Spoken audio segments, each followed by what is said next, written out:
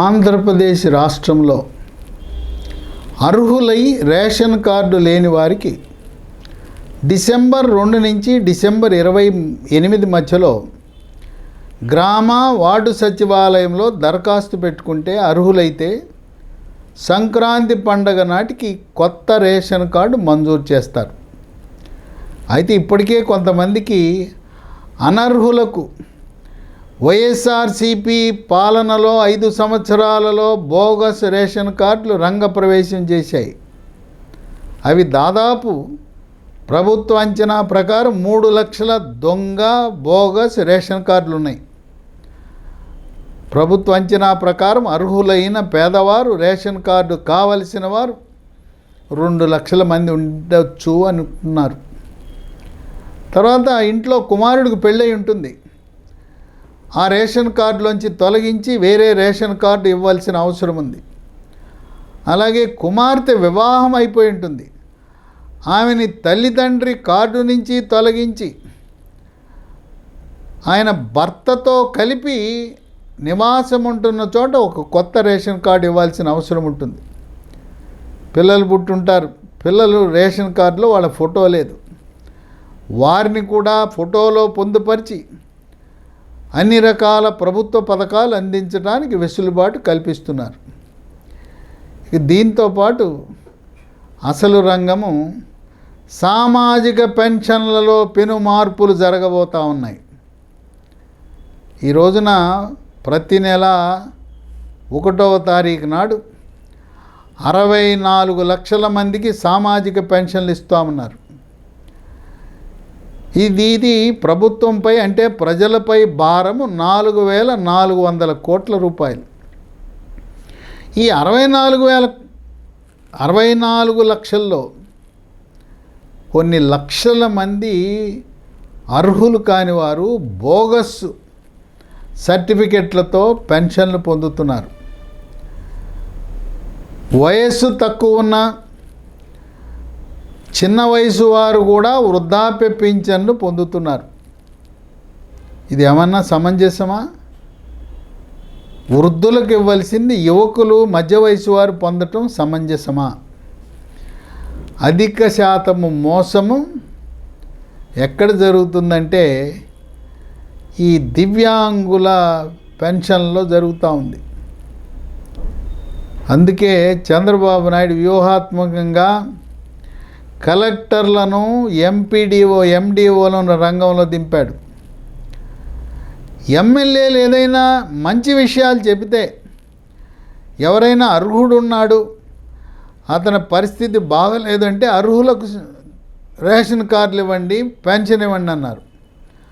అనర్హులను MLA కానీ MP కానీ రాజకీయ నాయకులు కానీ వెనకేసుకొస్తే కలెక్టర్లు ఎండిఓలు సహకరించే పరిస్థితి లేదు. కలెక్టర్లకు చంద్రబాబు నాయుడు హుకుం జారీ చేశాడు. అర్హులైన వారు ఎంతమంది ఉన్నా నేను ఇస్తాను, అంతేగాని అనర్హులకు కట్టబెట్టడానికి ఆర్థిక సంక్షోభంలో ఉండే ఆంధ్రప్రదేశ్ రాష్ట్రంలో అటువంటి పొరపాట్లు జరగటానికి వీల్లేదు. కలెక్టర్లు కఠినంగా ఉండండి. ఎమ్మెల్యేలను, ఎంపీలను, మంత్రులను, ప్రజాప్రతినిధులను గౌరవించండి. కానీ వాళ్ళు తప్పు చేయమంటే మీరు చేయవలసిన అవసరం లేదు. అవసరమైతే మీ మీద ఒత్తిడి పెరిగితే ముఖ్యమంత్రి ఆయన దృష్టికి తీసుకురమ్మని ఫోన్ చేయమని కూడా చెప్తూ ఉంటాం అనేది విశేషం. ఈ యొక్క ఏరివేత కార్యక్రమం, అనర్హులను ఏరివేత కార్యక్రమానికి ఒక 6 అంశాలు చేపట్టడం జరిగింది. ఒకటి, వాళ్ళకున్న భూమి. కొంతమంది మహానుభావులు వాళ్ళకు భూమి పదుల సంఖ్యలో 10, 20, 30 ఎకరాలు ఉన్న వాళ్ళకు కూడా పెన్షన్ వస్తూ ఉంది.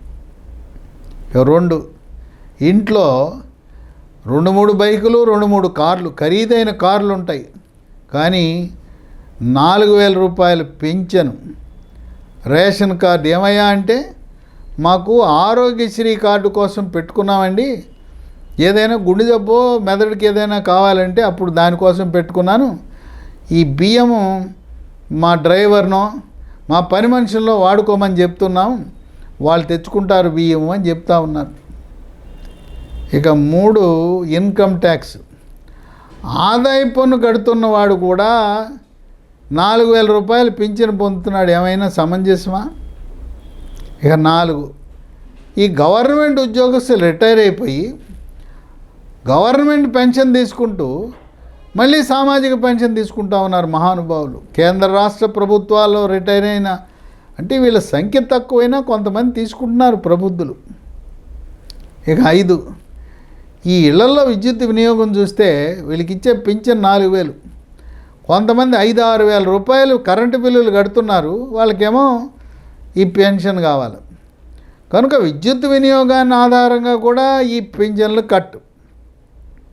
ఇక 6, ఈ డాక్టర్ల మహిమ చెప్పటానికి అలవి కాదు. 2019 నుంచి 2024 వరకు ఆంధ్రప్రదేశ్ రాష్ట్రంలో అవినీతి విలయతాండం చేసింది. ముఖ్యమంత్రి నుంచి కింది స్థాయి వరకు అందరూ అవినీతి పరులైపోయారు. దాంట్లో భాగంగా డాక్టర్లు కూడా అవినీతిలో భాగస్వాములయ్యారు. అంగవైకల్యం లేకపోయినా దొంగ సర్టిఫికేట్లు జారీ చేశారు.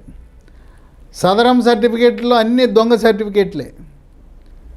అట్లాగే ఒక డాక్టర్ తిరస్కరిస్తే అసలు ఒకసారి తిరస్కరణకు గురైతే రెండవసారి దరఖాస్తు పెట్టే అవకాశము ఆ సదరం సాఫ్ట్వేర్లో ఉండకూడదు.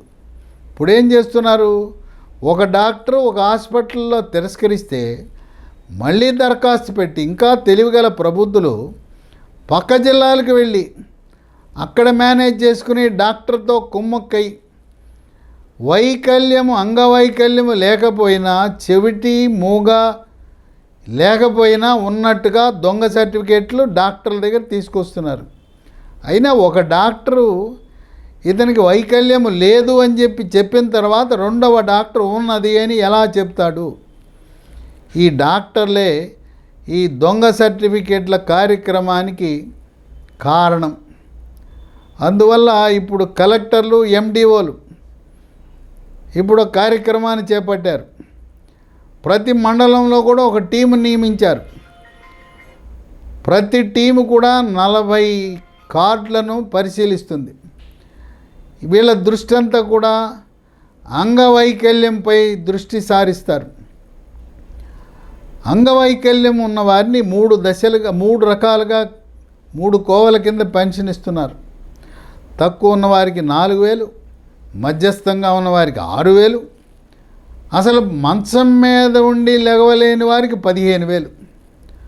వాడు హాయిగా ఈ ఊరంతా తిరుగుతుంటాడు, వాడు అంగవైకల్యము నేను మంచం మీద నుంచి కదలలేకపోతున్నానని చెప్పి 15,000 ప్రభుత్వం దగ్గర పెన్షన్ పుచ్చుకుంటున్నాడు. అది ఆ వైఎస్ఆర్సీపీ పార్టీ అధికారంలో ఉన్నప్పుడు జరిగిన అవినీతి. కనుక ఇప్పుడు కొంతమంది కలెక్టర్లు వాళ్ళదైన రీతిలో సర్వే చేశారు. వైఎస్ఆర్ కడప జిల్లా కలెక్టర్ శ్రీధర్ ఆయన చేసిన సర్వే ఈ దొంగ సర్టిఫికెట్లు, వికలాంగుల సర్టిఫికెట్లు ఏ మేరకు ఇచ్చారనే దాన్ని ఆయన సర్వే చేసి కలెక్టర్ల సదస్సులో ప్రస్తావించాడు. ఆయన మహానుభావుడు కలెక్టరు 3,600 వికలాంగుల సర్టిఫికెట్లను పరిశీలిస్తే కేవలం 127 మాత్రమే అర్హులు, మిగతా అన్నీ కూడా దొంగ సర్టిఫికెట్లు. ఎందుకంటే అది వైఎస్ రాజశేఖర రెడ్డి జమానాలో కొన్ని దొంగ సర్టిఫికెట్లు వస్తాయి, మళ్ళీ వైఎస్ జగన్మోహన్ రెడ్డి మొహవాటం కొద్దీ తన సొంత జిల్లా అని చెప్పి అందరికీ కూడా వికలాంగ సర్టిఫికెట్లు ఇప్పించేశారు.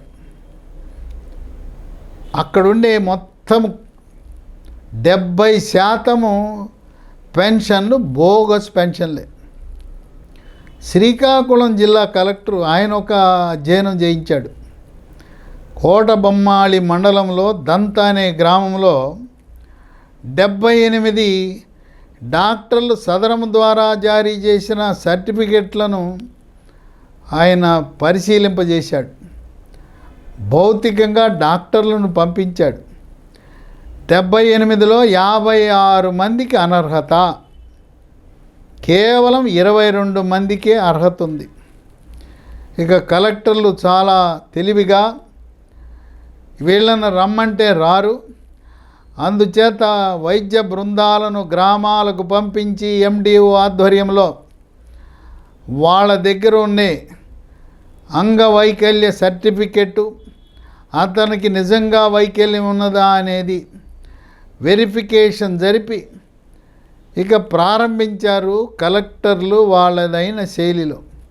కలెక్టర్లు వాళ్ళకేం ముఖమాటం, ఉన్నట్టుగా ఎటువంటి ముఖమాటాలకు పోకుండా చంద్రబాబు నాయుడు ముఖ్యమంత్రి ఇచ్చిన రక్షణ కవచంతో కలెక్టర్లు ఎండిఓలు విజృంభించి అవినీతిపై కొరడా జొలిపించి దొంగ సర్టిఫికెట్లతో 4,000, 6,000, 15,000 పింఛన్లు పొందుతున్న వారికి చర్మగీతం పాడటానికి, అలాగే ఆస్తులుండి కక్కుర్తిపడి తెల్ల రేషన్ కార్డు పొందిన వారిని కూడా తొలగించటానికి రంగం సిద్ధమైంది.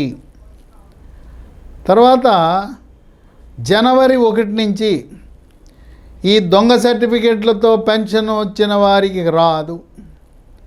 తర్వాత చంద్రబాబు నాయుడు కలెక్టర్లకు ఒకసారి చెప్పాడు, ఏదైనా పొరపాటు జరిగితే ఏ కారణం వల్ల